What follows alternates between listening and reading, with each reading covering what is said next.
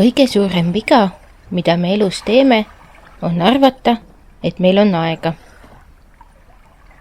Meie ajastul on kiirustamine ja igapäevaelu nõudmised muutnud aja üheks kõige väärtuslikumaks ressursiks. Sageli leiame end mõtlemas, et küll ma teen selle hiljem. Või mul on aega, et seda saavutada. Kuid tõde on aga selles, et aega on sageli palju vähem, kui me arvame, ning seetõttu on eriti oluline heas mõttes elada iga päev nii, nagu see oleks meie viimane.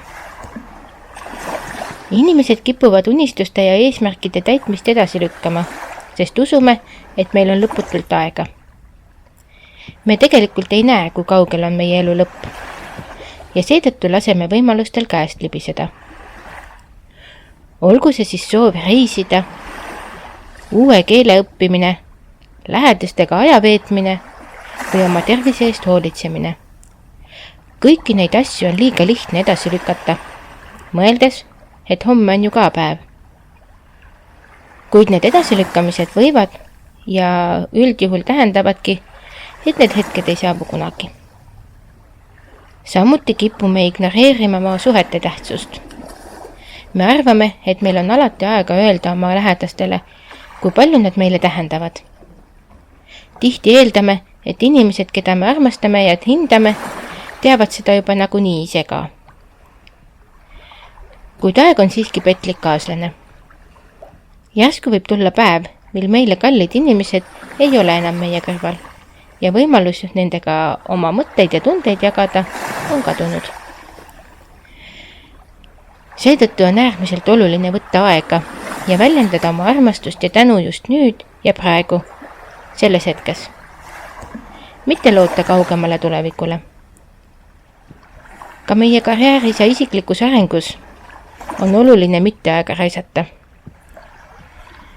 Täiuslikku aega võime ju oodata, aga elu näitab, et täiusliku aja või hetke saabumine ja selle ootamine võib tähendada, et me ei alustagi mitte kunagi.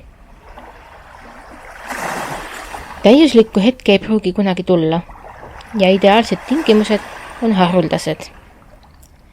Seetõttu peame olema valmis tegutsema praegu, isegi kui olukord ei tundu täiuslik. Iga väike samm, mida me täna astume, viib meid lähemale meie eesmärkidele ja unistustele.